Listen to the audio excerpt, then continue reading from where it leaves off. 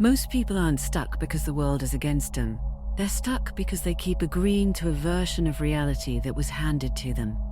You've been taught that life is a battle. Work harder, compete, prove yourself, survive. But that's not how this actually works. Reality is not a war you're supposed to win.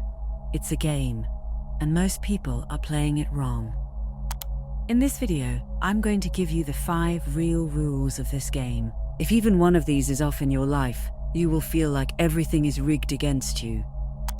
Rule 1. Reality is not a physical game. You've been conditioned to believe reality is physical. Do more, grind more, force more, take massive action. But reality doesn't start in the physical. It ends in the physical. Physical reality is not the cause of your life. It's the effect of your life. There are planes. The physical plane is the world you can touch, your body, your money, your current situation.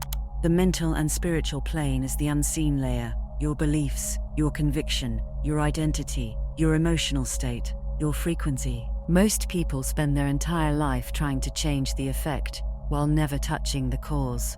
That's why they stay stuck. Here's what that looks like.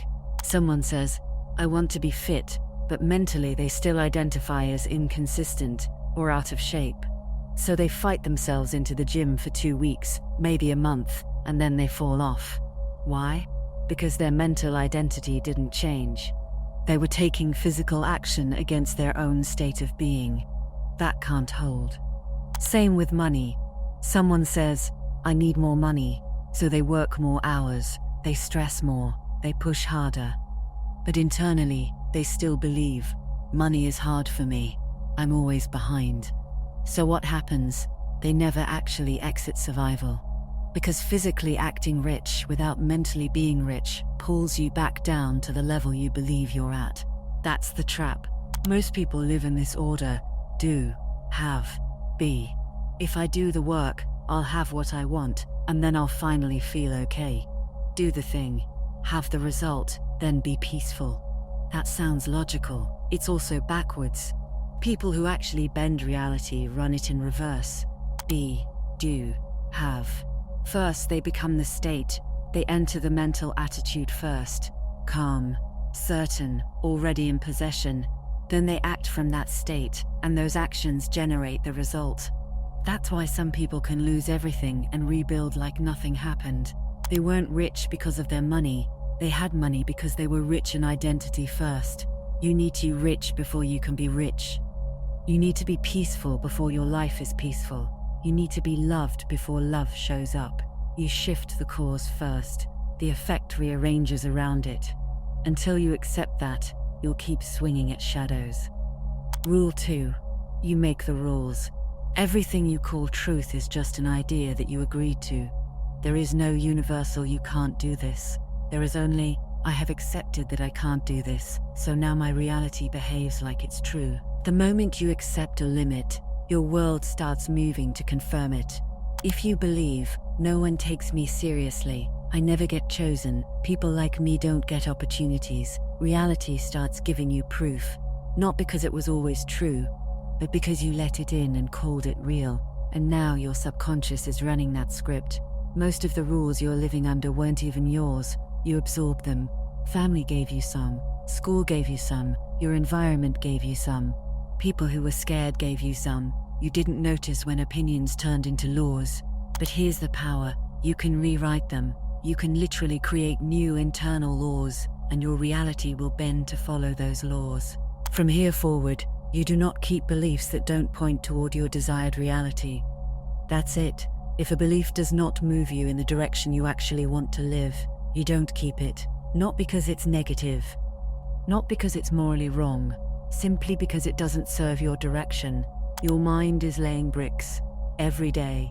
Either you are building a prison, or you are building an exit. You are the one placing each brick. Ask yourself, honestly, what rule am I currently living under that I never chose? And if I dropped it today, what would instantly become possible? Rule 3. You don't get what you need. This one feels unfair until you understand it. You don't receive from the state of I need this. You've noticed this already. The people who desperately need money usually don't have it. The people who don't even seem to care about money somehow always have it. The person who is obsessed with getting that one person's attention never gets them. The person who's relaxed, who isn't chasing, somehow becomes magnetic. That is not random. Here's what's happening. Needing creates importance. Importance creates distance. When you say, I need this or I can't be okay, you're putting that thing above you. You're treating it like your source. And the moment you treat something as your source, you separate yourself from it. You're basically telling reality, this thing is not me, it's out there, it's far away, I'm incomplete until I get it. So reality mirrors that story. Correct. You are incomplete, you're lacking, you're still waiting. That's why chase energy never works. That's why begging reality never works. Needing is an admission of lack, and reality keeps feeding you whatever state you're in. So how do you collapse that distance? You stop treating the desire as the real goal. You look underneath it. Every desire is just a middleman for a state. You don't really want money. You want the nervous system state you think money will unlock. Safety, relief, freedom. You don't really want that one person. You want to feel chosen, seen, safe. You don't really want status. You want to stop feeling invisible. So, instead of chasing the thing, you embody the state now. You step into calm, into sufficiency, into I'm already whole. You give yourself the emotion directly instead of waiting for permission. When you stop needing it to feel okay, you become a match for it. When you stop proving that you're lacking, life stops confirming that you're lacking. This is not pretend you don't care. It's not apathy. It's sovereignty. Rule 4. The strongest frequency wins. In the past, the strongest body survived. Now, the game is different. The person with the strongest frequency wins. Your frequency is the emotional reality you refuse to step out of, even when physical reality tries to pull you out. Call it conviction, call it certainty, call it knowing. It's all the same.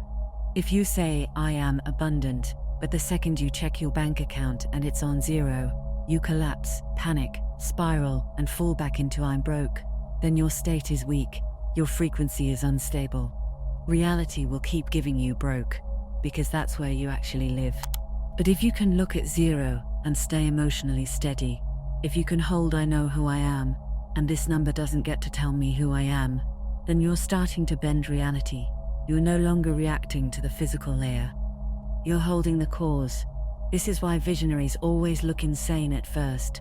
They hold a picture so strongly, for so long, that the world eventually rearranges to match it. Everyone else calls that luck, but it's just stability of frequency. Here's the test. Can you sit inside the reality you choose before the world gives you permission? Can you be I am loved before anyone shows up? I am safe before your life looks safe. I am successful before there's physical proof. If you can hold that without breaking, you become the dominant frequency in your life, and the dominant frequency wins. Final rule. Rule 5. Reality doesn't care if you're nice. This one is uncomfortable, but it's true. Reality is not rewarding you for being good. It's not punishing you for being bad. It's not moral. It's responsive. Reality mirrors state. That's it. If a child touches electricity, electricity doesn't say, wait, they're innocent. Gravity doesn't pause for good people. The universe doesn't bend natural law to protect someone just because their heart is pure. That sounds cold, but it explains something you've felt your whole life. Why do good people struggle? Why do kind people get hurt? Why do people with terrible intentions seem to win? Here's the difference. Self-concept. People you would call bad often have unshakable self-belief. They believe they're allowed to want what they want. They believe they're capable. They believe they're worthy. They don't apologize for existing. Their frequency is strong. Meanwhile, a lot of good people are full of doubt. I don't want to be too much. I don't want to be selfish. I don't want to upset anyone. I don't deserve that kind of life. Their nervous system is constantly apologizing for taking up space. Their frequency is weak. Reality responds to frequency, not intention. You're not punished for being gentle. You're just not paid for being uncertain. So if you've been waiting for life to reward you because you're a good person, you will wait forever. The game doesn't pay out in pity, it pays out in alignment. And alignment is this: who are you emotionally when you're alone? Not the version you perform for people, not what you post, not the brand, the actual felt identity in your body. That is your broadcast, that is your frequency. That is what reality mirrors. So here's where this leaves you. Rule 1. Reality begins mental and spiritual, not physical. Rule 2. You're living inside the rules you agreed to. Rule 3. Needing pushes things away. Rule 4. The strongest frequency wins. Rule 5. Reality responds to self-concept, not niceness. You don't have to fight your way into a new life. You don't have to chase. You don't have to beg. You don't have to earn the right to feel okay. You shift identity. You drop the rules that poison you. You stop worshipping what you don't have. You hold your frequency, even when nothing is confirming it yet. That's how you break out.